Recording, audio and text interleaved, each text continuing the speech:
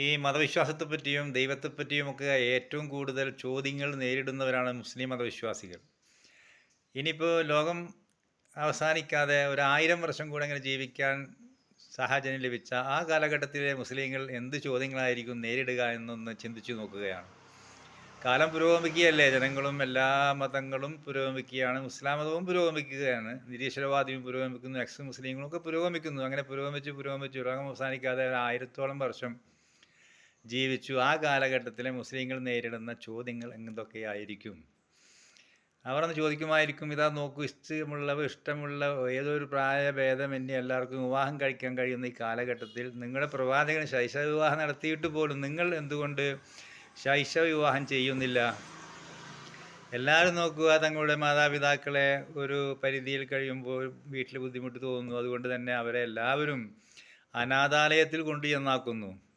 എന്നിട്ടും നിങ്ങൾ എന്തുകൊണ്ട് അനാഥാലയത്തിൽ കൊണ്ടു ചെന്നാക്കുന്നില്ല?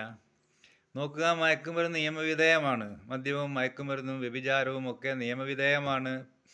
സമൂഹം അതിന് പ്രോത്സാഹനം പോലും നൽകുന്നു. എന്നിട്ടും നിങ്ങൾ എന്തുകൊണ്ട് മയക്കുമരുന്ന് ഉപയോഗിക്കുന്നില്ല? എന്തുകൊണ്ട് മദ്യപിക്കുന്നില്ല? എന്തുകൊണ്ട് വ്യഭിചരിക്കുന്നില്ല?